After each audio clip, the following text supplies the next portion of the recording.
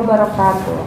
Perkenalkan, saya Hilda Noviarani SPD, Guru Sosiologi SMA Islam As-Sofa, sekaligus mahasiswa PPG dalam jabatan Angkatan 4 Universitas 11 Maret.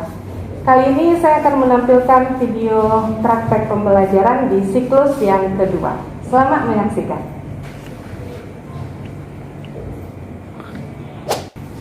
Assalamualaikum warahmatullahi wabarakatuh. Waalaikumsalam warahmatullahi wabarakatuh. Bismillahirrahmanirrahim. Alhamdulillahirrabbilalamin. Wassalatu wassalamu ala asyrofil anbiya'i wal mursalin wa ala alihi wa ashabihi rasulillahi ajma'in. Apa kabar anak-anak ibu? Sehat semua? Sehat biasa. Oke, semangat ya pagi ini ya. Baik, di pertemuan kali ini sebelum kita mulai seperti biasa kita awali dulu dengan berdoa yang akan dipimpin oleh Fahmi. Silakan Fahmi dipimpin pembacaan doa pagi ini. Sebelum mulai pembelajaran sosiologi pada pagi ini, marilah kita berdoa. Mulai.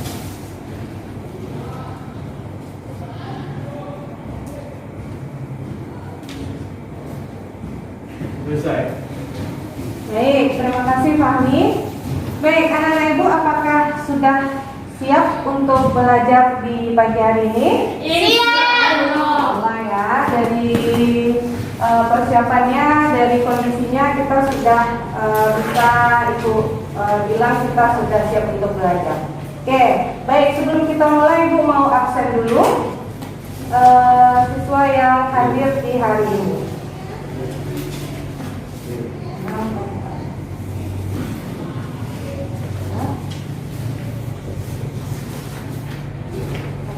Tanggal 5 ya. Afandi, Atifah, Cesa, Dini, Evi nggak datang ya. Fahmi, Manisa, Raihan, Muflis, Nadifa, Najwa, Natasha, Sabrina, Samsia, Syafina. Oke, baik. Terima kasih anak ibu. Sudah ada sekitar 1, 2, 3, 4, 5, 14 orang ya yang ada di kelas hari ini untuk pembelajaran offline kita. Baik, anak-anak ibu, kita akan langsung saja mulai pembelajaran kita pagi ini. Nah, sebelumnya ibu akan menanyakan dulu kira-kira anak-anak ibu masih ingat atau tidak tentang materi kita yang sebelumnya. Siapa yang masih ingat? Sebelum pertemuan ini kita belajar apa? Kearifan lokal ya. Apa saja yang kalian ketahui tentang kearifan lokal? Katakan. Coba siapa? Tasya? Kearifan lokal ada yang bersifat berwujud dan tidak berwujud. Istilahnya apa? Tangible, Intangible dan tangible. Tangible yang berwujud, intangible yang tidak berwujud. Oke. Kemudian di pertemuan sebelumnya kita juga sudah menganalisis sebuah kearifan lokal ya, yaitu apa kemarin kearifan lokalnya? Pacu jalur, lalu kuanta. Itu kita sudah bahas bahwasannya kearifan lokal yang ada di daerah itu tetap masih dipertahankan sampai saat ini. Nah, untuk pertemuan kali ini kita akan lanjutkan pembahasan kita, yaitu tentang strategi pemberdayaan komunitas. Nah, karena sebelumnya kita sudah bahas tentang kearifan lokal, sekarang kita akan melihat bagaimana komunitas-komunitas yang ada di daerah itu bisa memberdayakan kearifan lokal yang ada. Nah, tapi sekarang kita fokus dulu ke strategi pemberdayaannya. Oke. Jadi judul kita kali ini adalah strategi pemberdayaan komunitas. Kemudian indikator pencapaian kompetensi yang harus anak-anak ibu capai dalam pertemuan kali ini ada 3, yaitu nanti kita akan anak-anak ibu diharapkan mampu menganalisa tentang inisiator pemberdayaan komunitas, kemudian prinsip pemberdayaan komunitas, strategi pemberdayaan komunitas. Jadi ini akan kita capai nanti dalam tema kali ini. Kemudian materi sebelumnya kita sudah bahas tadi, yaitu tentang kearifan lokal. Nah, sekarang Ibu akan membagi kalian ke dalam 4 kelompok lagi. Nah, nanti kita akan ada kerja kelompok juga, ya. Ini pembagian kelompoknya Ibu bagi dalam 4 kelompok. Nanti masing-masing kelompok akan bekerja sama untuk menganalisa sebuah kasus atau masalah dari strategi pemberdayaan komunitas ini. Baik, sekarang kita akan lihat dulu. Nah, Ibu punya sebuah gambar di sini karena tadi Ibu sudah sampaikan judulnya tentang strategi pemberdayaan komunitas. Kira-kira dari gambar ini apa yang anak Ibu bisa pahami atau yang bisa anak Ibu amati tentang gambar ini? Silakan. Ya,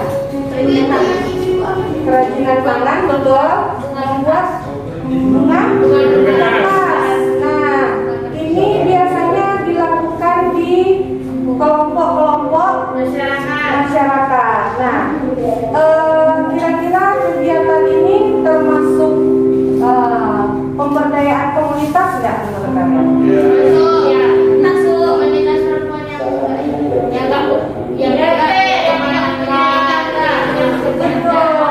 komunitas ibu-ibu yang memiliki mungkin juga mereka ada beberapa yang tidak punya pekerjaan atau ibu-ibu rumah tangga, ya. Kemudian mereka membuat kerajinan-kerajinan ini dalam bentuk bunga kertas, ya, sepertinya.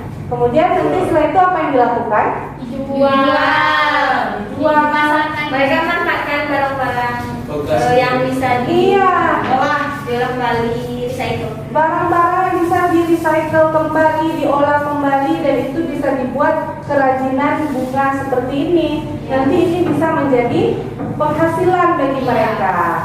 Nah, ini salah satu pemberdayaan komunitas yang ada di beberapa daerah gitu, ya. Nah, oke. Ini gambar yang pertama, yaitu tentang komunitas pengrajin bunga kertas, ya. Kemudian silakan Ibu perhatikan gambar yang kedua. Nah, ini gimana kira-kira? Komunitas keranjang Apa ini namanya? keranjang ke pasar. Keranjang untuk ke pasar, keranjang anyaman, ya. Keranjang anyaman ini sering ada ya di rumah masing-masing, ya.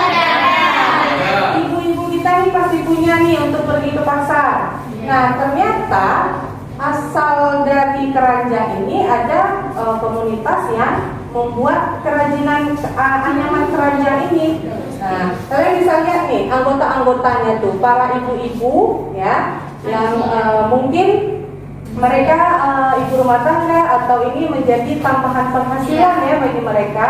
Jadi mereka membuat kerajinan keranjang anyaman gitu. Nah, ini kira-kira bagaimana menurut pendapat kalian?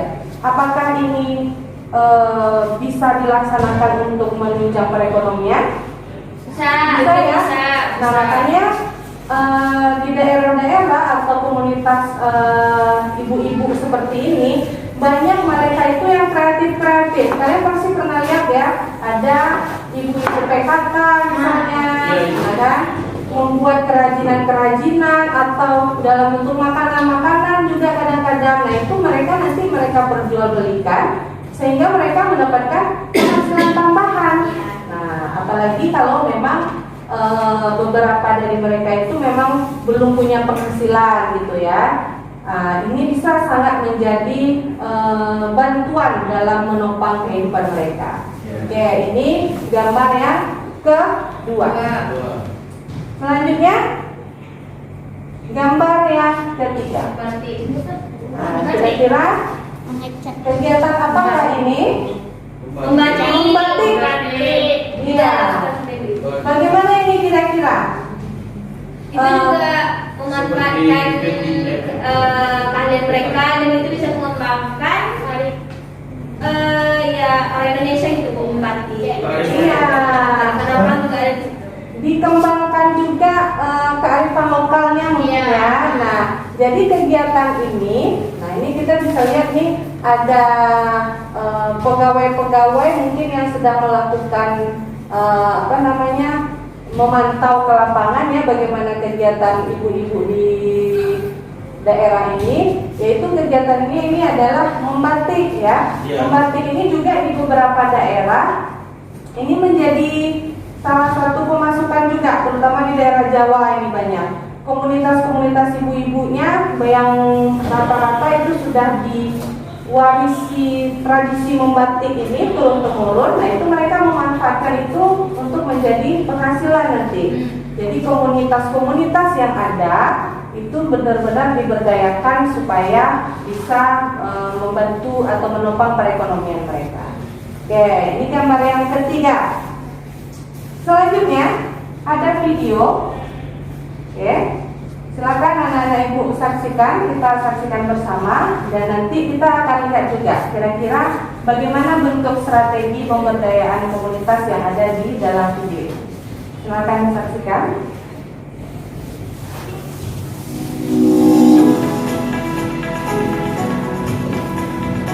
Desa Karang Tengah adalah salah satu desa dari 20 desa yang ada dalam wilayah Kecamatan Cilongok. Di desa ini terdapat sebuah kelompok usaha ekonomi produktif membuat aneka kerajinan dari lidi yang disebut rumah lidi. Rumah lidi adalah salah satu output penelitian yang dilakukan mulai 2016 tentang pemberdayaan masyarakat berbasis modal sosial dan potensi ekonomi lokal dalam rangka mengentaskan kemiskinan di Desa Karang Tengah, Kecamatan Cilongok, Kabupaten Banyumas. Penelitian ini dilakukan oleh Dian Raharini, Dewi Siti Badriah, dosen Fakultas Ekonomi dan Bisnis Universitas Jenderal Sudirman.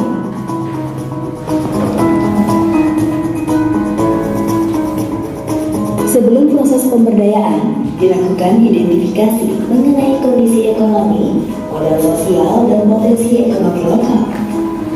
Setelah ini melanjutkan EFG pendidikan desa yang diikuti oleh masyarakat penerima manfaat program PMPMMB, kemudian dilakukan sosialisasi rencana kegiatan pemberdayaan di kelompok masyarakat yang ingin memberdayakan dirinya dalam kegiatan ekonomi produktif. Untuk menindaklanjutinya, dilaksanakan pelatihan membuat kerajinan berbasis lidi seperti piring, tempat buah, tas, dan kap lampu sebanyak 2 kali. Kegiatan selanjutnya dimulailah produksi kerajinan lidi. Proses produksi kerajinan lidi terdiri dari 2 sistem pemberdayaan masyarakat, yaitu mereka yang akan mengerjakan kerajinan lidi di rumah produksi dan mereka yang mengerjakan kerajinan lidi di bawah pulang. Dalam pengelolaan, kelompok usaha rumah lidi diketuai oleh Ibu Kuswati di bawah pengarahan Bapak Subur Subandi. Adanya pemberdayaan masyarakat ini berdampak positif bagi masyarakat di sekitar lingkungan yang tadinya menganggur untuk memberdayakan dirinya melakukan kegiatan ekonomi produktif, membuat aneka kerajinan berbasis lidi. Di bawah pengarahan dari Bapak Subur Subandi, keterampilan membuat aneka kerajinan lidi mulai berkembang dan banyak mendapatkan pesanan dari berbagai daerah di Indonesia. Para pengrajin kerajinan lidi adalah kaum perempuan dengan usia bervariasi. Melalui kegiatan ini, mereka mendapatkan tambahan pendapatan sesuai dengan hasil produksi yang mereka dapat hasilkan. Demikianlah salah satu output penelitian unggulan perguruan tinggi oleh Dian Raharini dan Dewi Siti Badriah tentang pemberdayaan masyarakat berbasis modal sosial dan potensi ekonomi lokal dalam rangka mengentaskan kemiskinan di Desa Karang Tengah, Kecamatan Cilongok, Kabupaten Banyumas. Semoga dapat memberikan inspirasi dan manfaat bagi kita semua. Nah, itu tadi video tentang salah satu bentuk pemberdayaan komunitas yang ada di sebuah daerah. Di daerah mana tadi? Di Banyumas ya. Nah, siapa yang bisa menganalisa video ini? Silakan. Pertanyaan Dini, silakan Dini. Judul aja.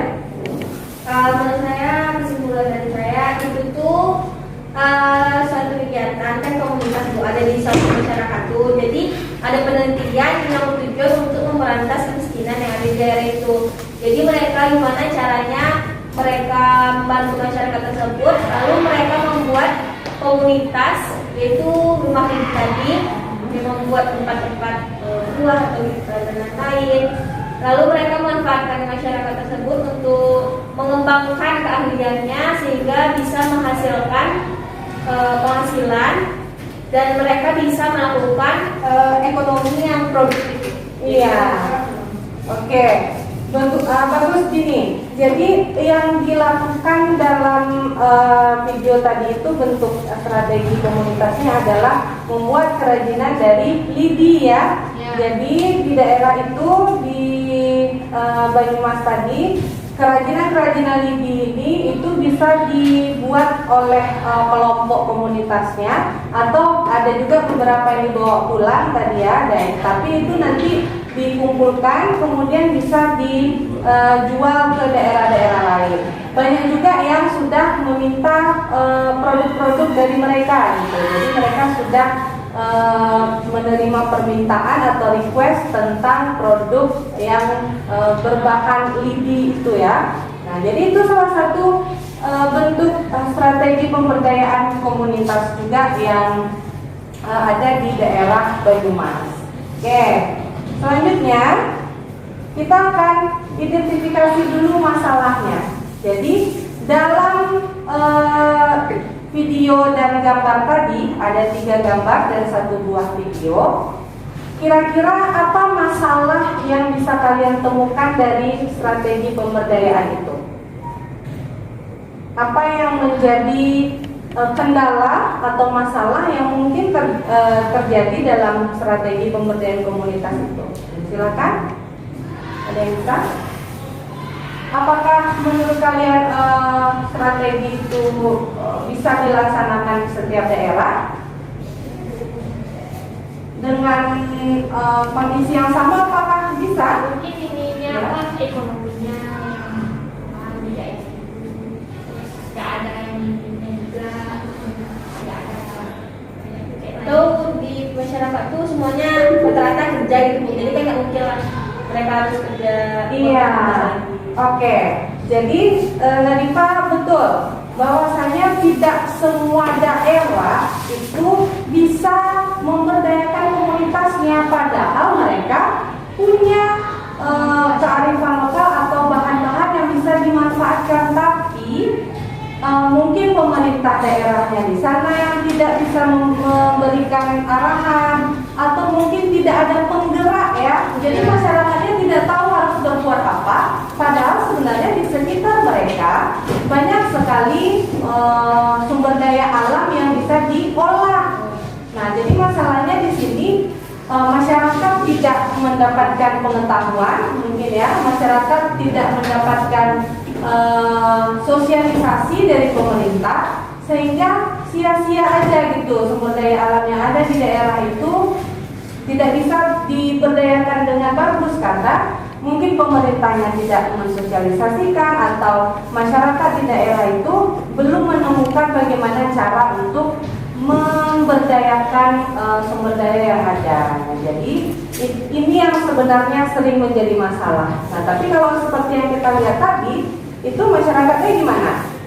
Bisa mereka memanfaatkan dan dibantu juga oleh pemerintahnya atau mungkin pemerintah daerah setempat ya, sehingga bisa dimaksimalkan dan bisa membantu perekonomian mereka. Jadi itu masalah yang kita temukan bahwasanya banyak daerah-daerah yang masih belum bisa memanfaatkan dengan maksimal pemberdayaan yang ada.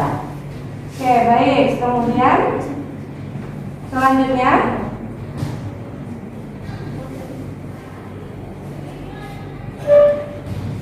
apa yang terjadi?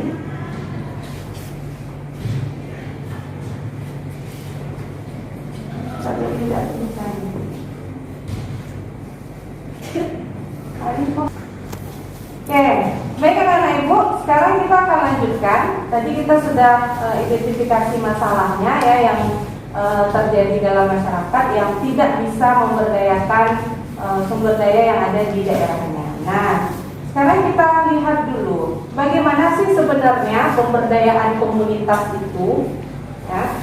Kira-kira menurut kalian apa cara atau apa saja yang bisa kita lakukan untuk memberdayakan komunitas yang ada? Memanfaatkan barang bekas di sekitar daerah lingkungan. Oke, memanfaatkan barang bekas di sekitar lingkungan. Berarti yang ada di daerah itu pertama kita harus melibatkan dulu komunitasnya. Jadi setiap daerah itu pasti ada komunitas-komunitas ya yang apalagi di daerah-daerah yang bisa kita bilang masih di pedesaan, itu mereka biasanya sangat solid atau erat komunitasnya itu. Nah, kemudian warga seharusnya mampu memecahkan masalahnya. Nah, jadi ini mungkin yang banyak jadi masalah ya. Kebanyakan warga itu mereka tidak mampu memecahkan masalah, terlebih lagi masalah perekonomian mereka. Mereka nggak tahu harus berbuat apa untuk menunjang perekonomian mereka. Sementara pekerjaan mereka mungkin tidak terlalu bisa mencukupi kebutuhan mereka sehari-hari. Kemudian memanfaatkan potensi sumber daya lokal. Nah, ini yang paling penting.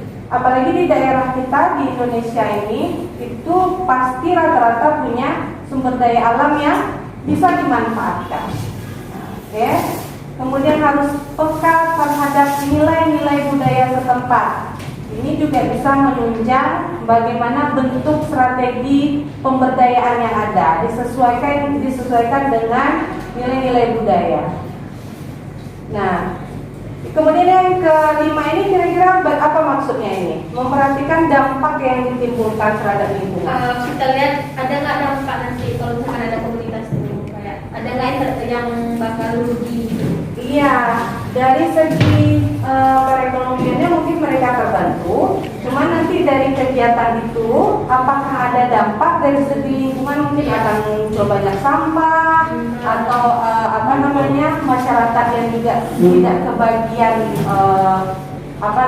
kesempatan ya, itu juga bisa nanti ada dampak yang muncul. Kemudian seharusnya ini dilaksanakan secara berkelanjutan ya. Nah, itu bagaimana pemberdayaan komunitas seharusnya dilaksanakan. Kemudian, nah sekarang kita lihat nih, inisiator pemberdayaan komunitas. Ada yang tahu maksudnya inisiator? Inisiatif, ya.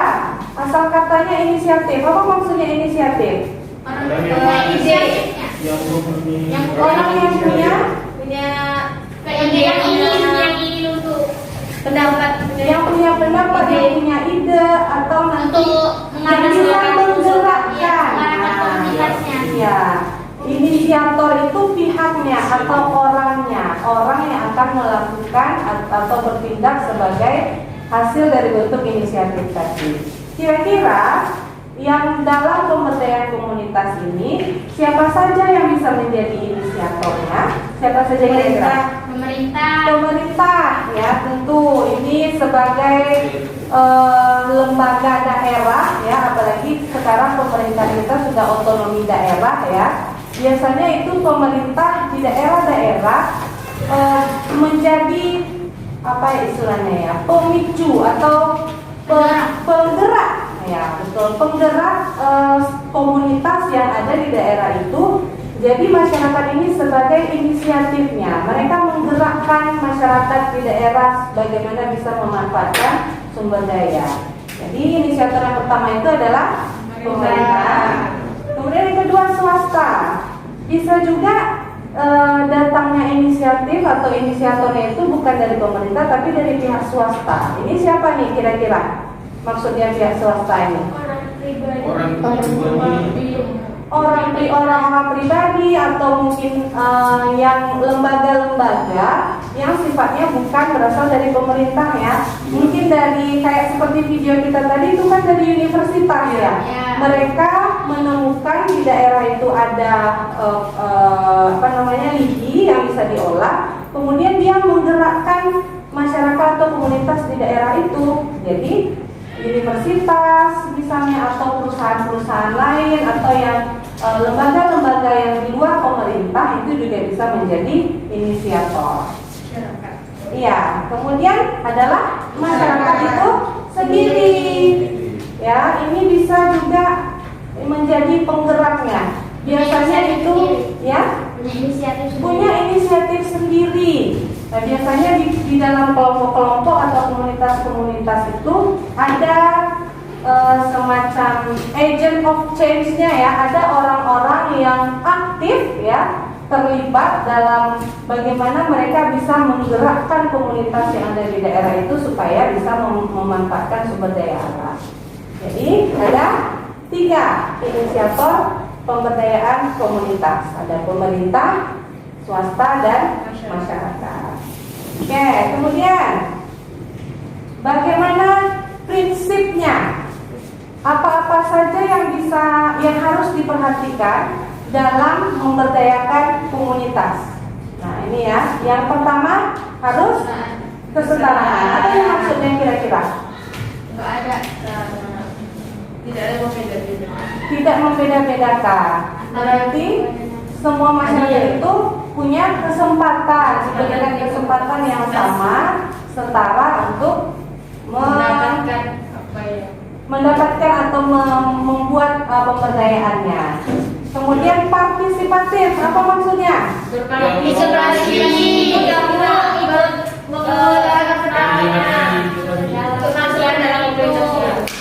ikut berpartisipasi aktif komunitasnya, walaupun sebenarnya itu manfaatnya juga untuk mereka sendiri ya. Makanya mereka harus ikut berpartisipasi. Kemudian keswadayaan. Apa ini maksudnya kira-kira? Swadaya masyarakat. Sumber dayanya, kemampuan masyarakat itu harus ditingkatkan agar bisa mengolah sumber daya yang ada. Kemudian, berkelanjutan ini apa maksudnya? Terus dilakukan terus. Dapat dikembangkan terus dan maunya itu selalu menjadi perbaikan-perbaikan ya, sehingga tetap ada pemasukan lah bagi komunitas itu sendiri. Jadi diharapkan 4 prinsip ini ya, 4 prinsip ini harus bisa menjadi acuan dalam memberdayakan komunitas. Baik. Sampai di sini dulu, ada yang mau anak-anak ibu tanyakan? Tidak? Kita lanjut ke ini yang selanjutnya, bagaimana strateginya? Ya kan? Strategi itu apa? Cara ya. Bagaimana caranya kita melakukan pemberdayaan komunitas itu? Nah, ini yang pertama. Kira-kira apa maksudnya ini? Mempertimbangkan potensi yang bisa dikembangkan. Betul.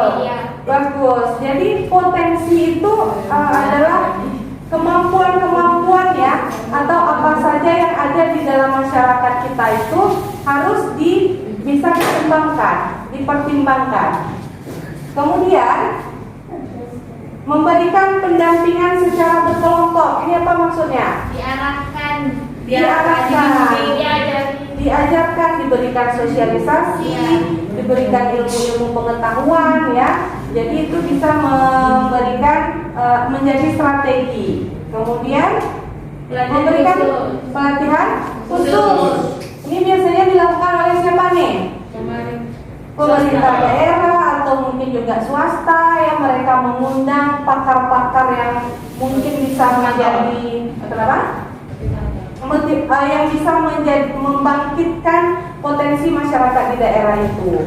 Jadi diberikan pelatihan khusus. Misalnya di daerah itu kayak tadi ada sumber daya alamnya itu lidi, banyak pohon kelapa gitu ya. Jadi itu bisa dimanfaatkan. Jadi diberikan pelatihan-pelatihan bagaimana mereka bisa mengolah itu supaya bisa menjadi pembantu perekonomian mereka. Kemudian, nah ini apa maksudnya nih? Mengangkat ya ciri khas di daerah itu. Betul. Iya. Mengangkat Ciri khas atau kearifan lokal di daerah itu tetap harus diangkat atau dipertimbangkan juga, ya. Dan terlebih lagi nanti biasanya kebanyakan justru yang dikembangkan itu ya memang kearifan lokal yang ada di daerah itu. Makanya itu akan berbeda-beda, tidak bisa sama, tergantung apa saja bentuk kearifan lokal yang ada di daerah tersebut. Oke. Kemudian nah ini yang terakhir, siapa yang kira-kira bisa melakukan hal ini? Memberikan bantuan sarana. Pemerintah juga, terutama pemerintah daerah itu mereka punya dana yang bisa dialokasikan untuk membantu komunitas-komunitas. Itu biasanya ada. Nah itu diberikan dana bantuan atau sarana supaya bisa menunjang pemberdayaan komunitasnya. Oke, jadi ini ada 5 strategi yang bisa dilakukan dalam memberdayakan komunitas yang ada di daerah. Baik, sampai di sini ada yang mau ditanyakan? Tidak?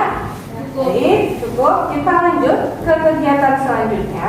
Nah, tadi Ibu sudah sampaikan di awal, Ibu akan bagi kalian ke dalam 4 kelompok. Kemudian yang akan kalian lakukan dalam kelompok tersebut adalah ini, diskusi dan mencari informasi dari gambar dan video tadi mengenai inisiator, prinsip, dan strategi pemberdayaan komunitas. Ya, paham instruksinya? Paham? Jadi gimana? Apakah kalian akan duduk berkelompok? Apakah memungkinkan? Duduk berkelompok ya, ini kelompoknya. Silakan kalian duduk berkelompok. Diatur saja mejanya, jangan lupa tetap jaga protokol kesehatannya. Silakan dibagi. Ini dia kelompoknya. Kelompok 1 Dini, Adel, Samira. Kelompok 2 Tasya, Ali, Evi ada digantikan sama Sabrina aja. Nadifa, Fahmi, Kandi, Cesa, Pimpin, Najwa. Si Ani masuk ke yang dekat aja. Silakan dibagi. Yang ada kelompok. Kamu masuk aja ke yang kurang kurang. ke siapa ini? Ke kelompok 4 aja. Ke siapa? Tolong dijaga jaraknya tetap ya. Nanti ya, Sabrina sini. Masuk Sabrina dan si Evi. Sabrina sama Tasya. Oke, ada.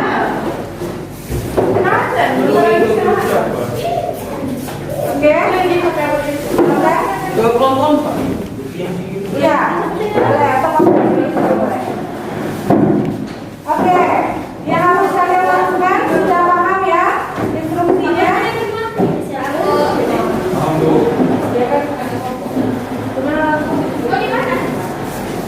Ini ya, kalian akan berdiskusi dan mencari informasi dari gambar 3 tadi, kemudian video tadi. Itu sudah Ibu buatkan di KPD ini. Silakan kalian berdiskusi dan nanti dituliskan masing-masing di lembar kerjanya ini. Kemudian nanti perwakilan masing-masing kelompok silakan membacakan hasil diskusinya ke depan. Oke, baik. Ini Ibu bagikan ke KPD-nya masing-masing.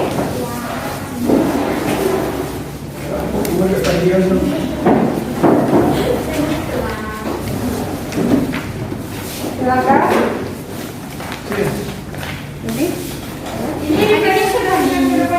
Iya, perwakilan aja. Ini siapa yang belum dapat? Kelompok ini dulu. Oh, belum?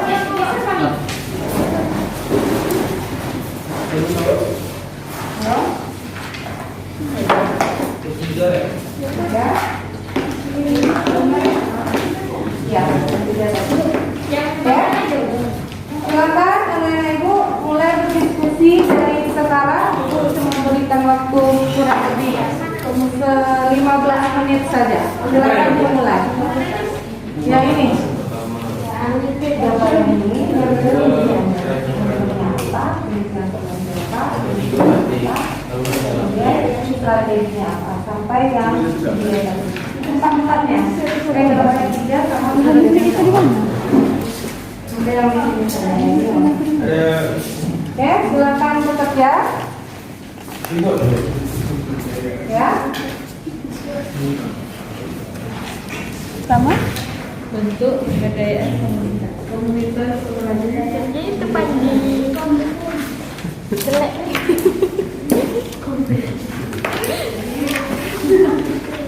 Bentuk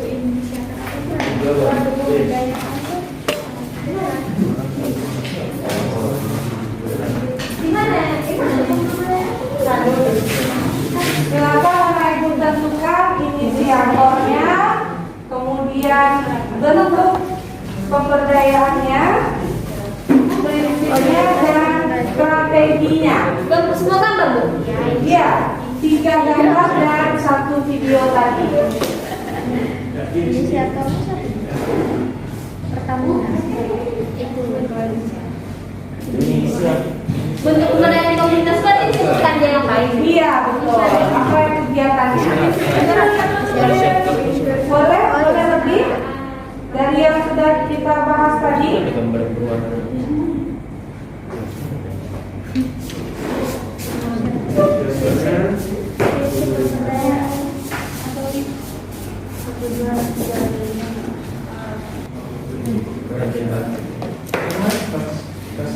Apa ini bukan ya? Tas pasar. Yang kedua. Kerajinan anyaman tas. Bu, yang strategi itu kan ya kayak dia itu yang memberikan Iya, betul. Kita jadi Iya. Menjaga pemberdayaan masyarakat. Prinsip pemberdayaan komunitas. Bu, Ya, yang ini gambar 3 komunitas pengrajin. iya. Inisiatornya siapa kira-kira? Pemerintah juga, dari masyarakatnya juga ada. Swasta, ini ada ini gambarnya ada bapak. Berarti ada dari pemerintah kok. Ini salah satu tikus. Nanti aku baca dia. Tidak ada dong. Tidak ada loh masyarakat. Yang video tadi juga ya. Video tadi komunitasnya apa? Video yang tadi. Pengrajin? Pengrajin lidi. Lidi ya. Ya. Lidi. Pengrajin lidi.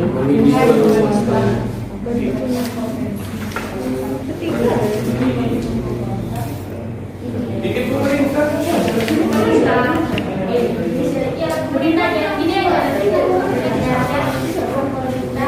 Strategi semua itu loh. Nanti aku baca. Masyarakat menangkap yang di dalam Oke, baik anak-anak Ibu. Sekarang Ibu ingin kalian perwakilan masing-masing kelompok untuk menyampaikan hasil dari diskusinya tadi, presentasi hasil karya yang sudah kalian buat bersama kelompok kalian. Silakan. Pertama, kita mulai dari gambar yang pertama. Kelompok Saya. kita tadi ya. Silakan ini maju ke depan.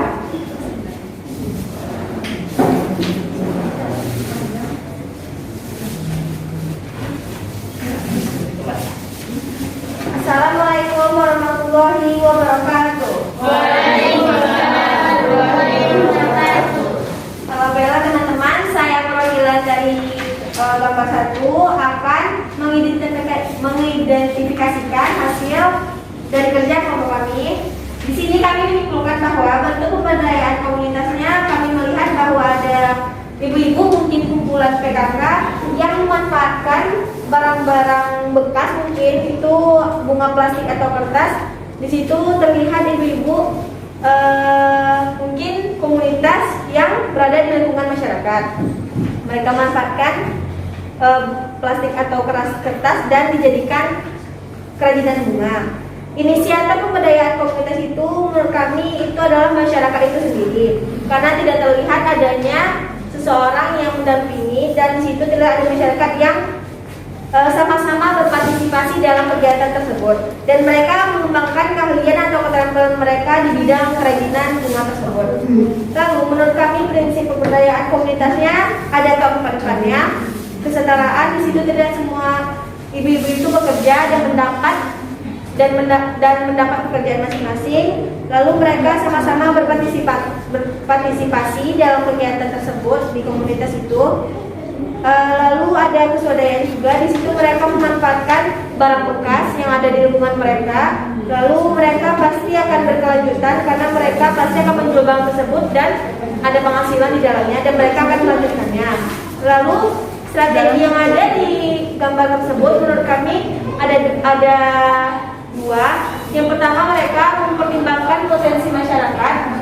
Di situ mungkin mereka melihat apa aja sih potensi masyarakat yang ada di komunitas itu, potensi yang ada di komunitas itu. Jadi mereka membuat kerajinan tersebut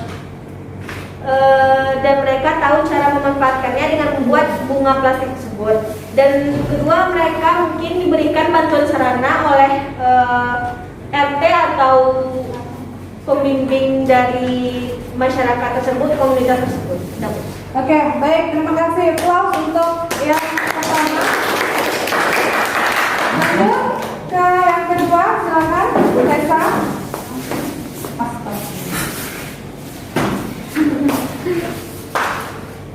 Assalamualaikum warahmatullahi wabarakatuh. Waalaikumsalam warahmatullahi wabarakatuh. Saya di perwakilan dari kelompok 2 akan menjelaskan gambar yang kedua. Itu bentuk pemberdayaan komunitasnya adalah kerajinan anyaman tas. Inisiator pemberdayaan komunitasnya itu adalah masyarakat. Karena di gambar tersebut bisa diamati bahwa kalau penggerak dan pelaksanaan komunitas tersebut adalah masyarakat sekitar. Yang ketiga itu prinsip pemberdayaan komunitas. Itu ada kesetaraan, partisipatif. Terlihat dari gambar tersebut, masyarakat aktif menjalankan kegiatan tersebut. Dan yang itu adalah berkelanjutan. Pilihan yang dihasilkan sudah pasti komunitas itu bergerak dan terus bergerak. Yang keempat, ada pelatihan khusus dan memberikan pendampingan secara berkelompok. Sekian dari saya. Assalamualaikum warahmatullahi wabarakatuh. Waalaikumsalam warahmatullahi wabarakatuh. Baik, lanjut kelompok selanjutnya. Silakan Nadifa.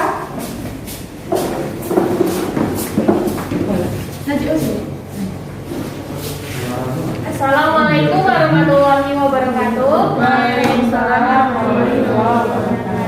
Saya Nadifa Rahma, perwakilan dari kelompok 3 akan menjelaskan tentang gambar yang ketiga. Yang gambar yang ketiga di situ terlihat ada seorang ibu-ibu yang sedang membatik, yaitu bentuk pemberdayaan komunitasnya adalah pengrajinan batik. Dan inisiator pemberdayaan komunitas tersebut adalah pemerintah, karena di situ terlihat ada seorang pegawai yang sedang pemerintahan. Dan prinsip pemberdayaan komunitasnya adalah kesetaraan, partisipatif, kesewadayaan, dan berkelanjutan. Dan strategi pemberdayaan komunitasnya adalah mempertimbangkan potensinya, memberikan pendampingan secara berkelompok, dan memberikan juga pelatihan khusus dan mengangkat kearifan lokal dan juga memberikan bantuan dan sarananya tersebut. Terima kasih. Wassalamualaikum warahmatullahi wabarakatuh. Waalaikumsalam warahmatullahi wabarakatuh. Baik, selanjutnya silakan.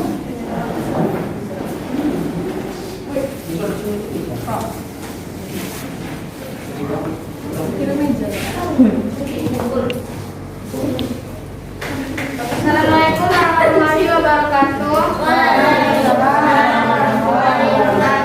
Saya perwakilan kelompok 4 akan menjelaskan apa yang sudah kami sebutkan. Dari tayangan video yang barusan kita tonton, dapat disimpulkan bahwa bentuk pemberdayaan komunitas tersebut yakni pengrajinan lidi. Inisiator pemberdayaan komunitas tersebut dari pihak swasta, yaitu pihak universitas dan pihak masyarakat itu sendiri. Prinsip pemberdayaan komunitasnya ada 4 dan itu terdapat di dalam komunitas yang ada di video ini, yakni kesetaraan, partisipatif, keswadayaan, dan berkelanjutan. Strategi pemberdayaan komunitas tersebut terdapat ke-5-nya di dalam video tersebut, yakni mempertimbangkan potensi masyarakat, memberikan pendampingan secara berkelompok, memberikan pelatihan khusus, mengangkat kearifan lokal, dan memberikan bantuan saran. Terima kasih. Assalamualaikum warahmatullahi wabarakatuh. Waalaikumsalam warahmatullahi wabarakatuh. Nah, oke, baik anak-anak ibu, masing-masing kelompok sudah selesai mempresentasikan hasil karyanya dan dari setiap kelompok itu sudah menemukan apa saja bentuk strategi pemberdayaan komunitasnya, kemudian inisiator pemberdayaan komunitas, kemudian ada prinsip pemberdayaan komunitas dan strategi-strategi apa saja yang dilakukan dalam pemberdayaan komunitas tersebut. Nah, jadi anak-anak ibu sudah sangat luar biasa, sudah paham tentang materi strategi pemberdayaan komunitas ini. Nah, ibu, kita simpulkan sekali lagi materi kita hari ini, yaitu ada 3 poin ya yang akan kita simpulkan hari ini tentang strategi pemberdayaan komunitas. Ada inisiator pemberdayaan komunitas, yaitu pemerintah, swasta, dan masyarakat. Kemudian ada prinsip pemberdayaan komunitas, ada kesetaraan, partisipatif, keswadayaan, dan berkelanjutan. Kemudian ada strategi pemberdayaan komunitas yang mempertimbangkan potensi masyarakat, memberikan pendampingan, pelatihan khusus, mengangkat kearifan lokal, dan memberikan bantuan sarana. Jadi itu yang sudah kita pelajari hari ini. Silakan anak-anak ibu, ada yang mau ditanyakan? Tidak. Ibu mau perwakilan salah satu anak-anak ibu, silakan menyimpulkan kembali hasil pembelajaran kita hari ini. Silakan. Ada yang bisa? Ini bisa? Ya. Ada 3 hal yang kita bahas tadi. Kesimpulan saya, Bu, pemberdayaan komunitas tuh kayak mereka tuh mengembangkan keahlian dari komunitas itu, dan tujuannya apa sih? Misalnya untuk mengatasi kemiskinan, dan mereka memanfaatkan kearifan lokal juga, kayak kerjaan kemarin mereka memanfaatkan apa aja di daerah itu, dan mereka juga memanfaatkan ibu rumah tangga yang mungkin ekonominya sulit. Jadi pemerintah atau pihak swasta mungkin membantunya, dan di situ ada mungkin keikutsertaan pemerintah mungkin yang paling penting. Kalau ada, ya kalau pemerintah mendorong mereka, pasti mereka mau. Iya. Oke, luar biasa. Baik, anak-anak ibu, kalau memang tidak ada pertanyaan lagi, berarti kita cukupkan sampai di sini pembahasan kita. Nah, namun sebelum itu, Ibu sampaikan dulu pembahasan yang akan kita bahas di pertemuan selanjutnya adalah tentang pemberdayaan komunitas berbasis kearifan lokal. Jadi kita akan lihat komunitas-komunitas yang memfokuskan pemberdayaannya itu ke kearifan lokal yang ada. Nah, itu akan kita bahas di pertemuan selanjutnya. Jika tidak ada pertanyaan lagi, Ibu cukupkan sampai di sini. Terima kasih anak-anak Ibu. Semoga kita sehat selalu dan jangan lupa tetap dijaga protokol kesehatannya. Sampai bertemu di pertemuan selanjutnya. Assalamualaikum warahmatullahi wabarakatuh. Waalaikumsalam warahmatullahi wabarakatuh. Terima kasih, Bu. Terima kasih.